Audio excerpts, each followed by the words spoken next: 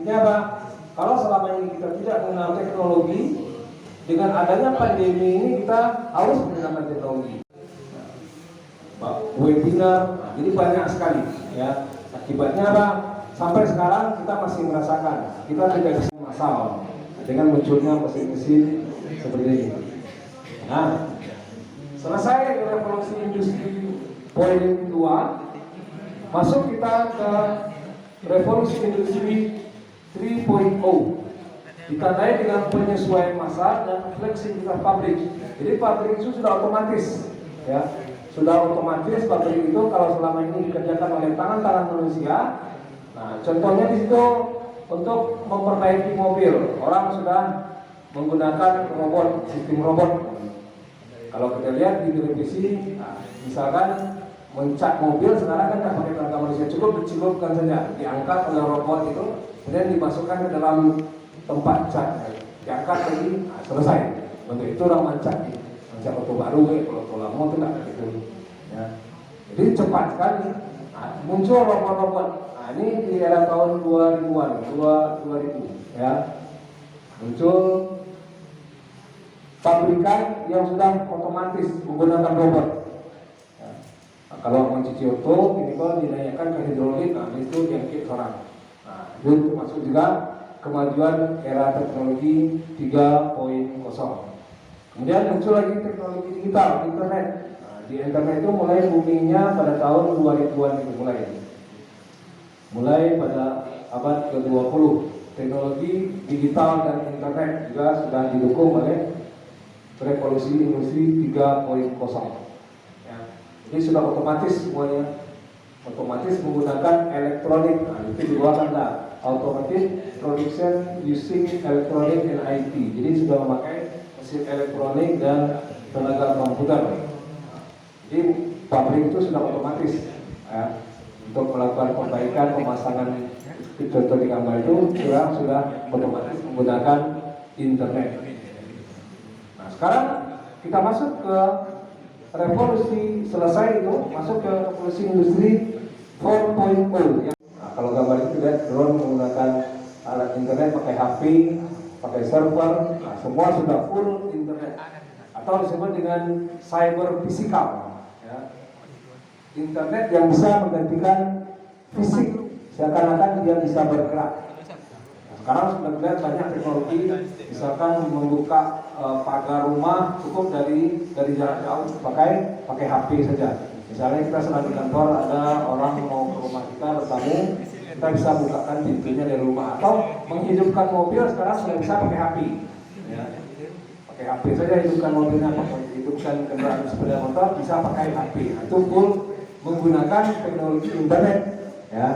Nah, ini zaman sekarang. Jadi bagi yang tidak mau belajar, tidak menggunakan teknologi, maka hari ini akan sangat tertinggal.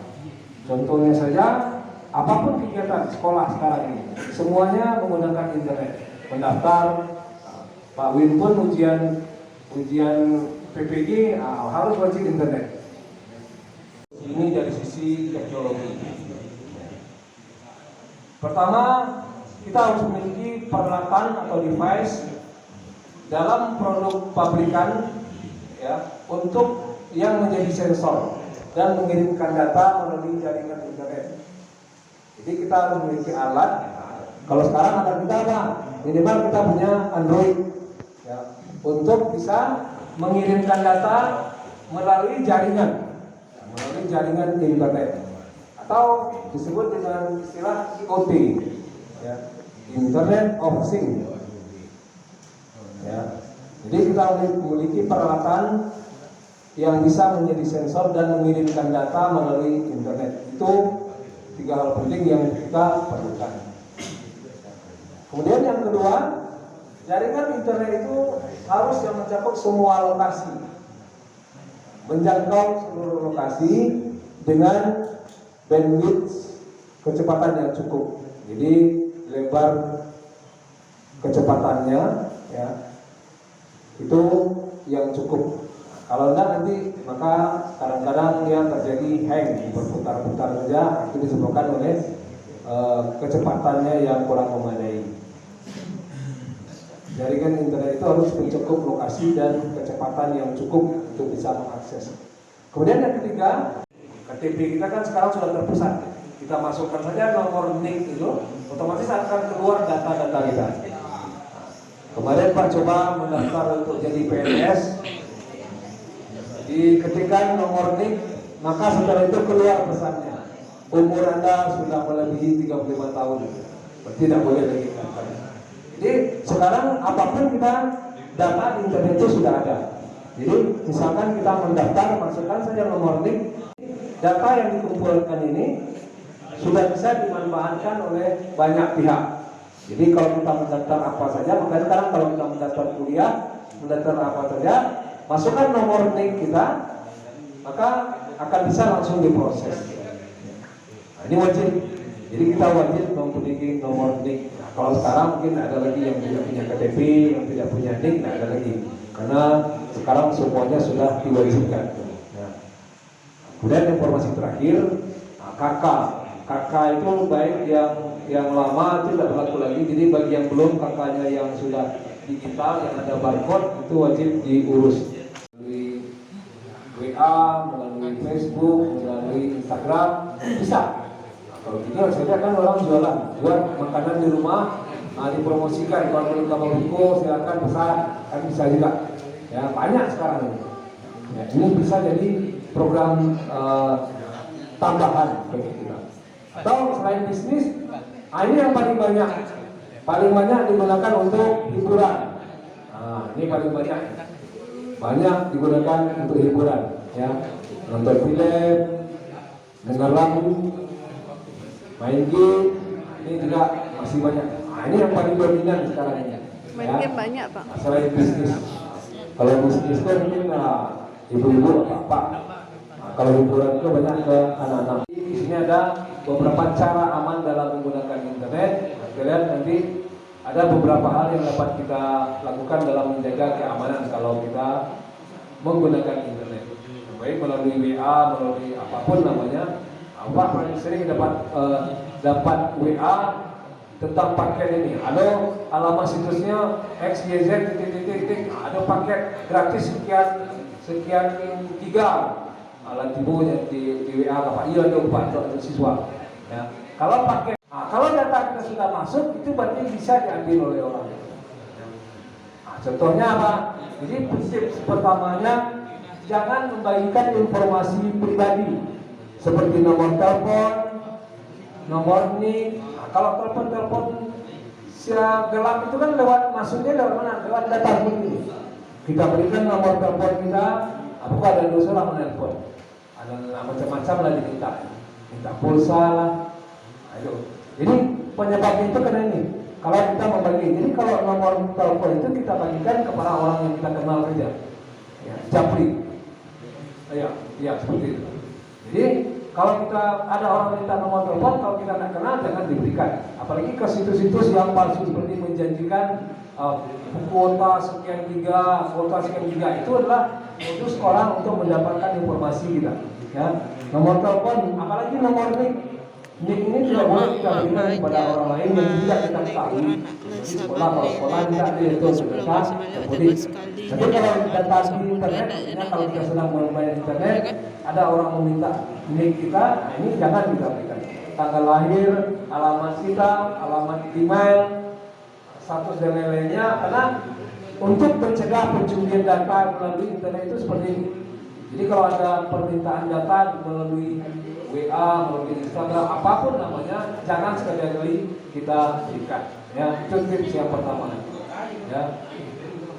Kemudian yang kedua, nonaktifkan Bluetooth jika tidak diperlukan. Jadi HP kita kan punya teknologi Bluetooth. Dimatikan saja Bluetoothnya. Kenapa? Karena masuknya data-data itu melalui Bluetooth itu. Teknologi wireless itu sangat cepat sekali untuk orang bisa tukar-menukar data sehingga mudah diakses oleh para hacker, ya, atau para peretas. Jadi melalui hacker itu bekerjanya melalui teknologi wireless. Jadi kalau misalnya Bluetooth itu tidak kita perlukan, matikan saja dulu. Ya. Jadi kalau kita butuhkan baru kita hidupkan. Jadi dia tidak terus hidup. Yang caranya kita supaya bisa menggunakan internet dengan baik, pendidikan agama. Pesantren Ramadan ini salah satunya itulah. Pendidikan agama dan karakter itu memang tidak bisa instan. Dia harus dibina terus. Ibarat tanaman itu harus dipupuk setiap hari. Ya, disiram. Ya. Nah, disiram itu dengan apa? Dengan mengikuti kegiatan-kegiatan keagamaan. Misalkan sholat saja tidak cukup. Ya. Ini ada terkait dengan sholat. Karena kita sholat 5 waktu saja. Kalau saya memandang sholat 5 waktu itu baru, kalau ibarat menggali itu tulang pokok. Sholat 5 waktu itu wajib kan? Kalau wajib, umpamanya misalkan uang sekolah itu kan wajib. Uang sekolah itu baru pas tuh, ya. Pas-pasan betul. Alun-alun. Ya. Jadi kalau sholat 5 waktu saja yang kita laksanakan itu baru pas, kewajiban baru kita laksanakan. Harusnya ditambah dengan sholat lainnya, baru dalabu kali. Ini disuruh wajib, nah, minimal 5 waktu. Lakukan 5 waktu. Memang itu baru tulang pokok, pas-pasan menyampaikan kewajiban. Awak pinjam utang ke bank sejuta, awak bayar sejuta, kan pas baru itu. Lalu berlabuh kan ini. Jadi harusnya dalam agama pun seperti itu. Ya, kita laksanakan kewajiban, kita tambah dengan yang lain. Jadi agama dan karakter itu sangat penting. Ya, dengan bekal agama kita akan merasakan pengawasan dari Allah. Jadi apa yang kita lakukan hari ini diawasi, bukan tidak diawasi. Kalau ada dalam lalu, ada dalam mauta, itu semuanya diawasi. Yang mengawasi apa?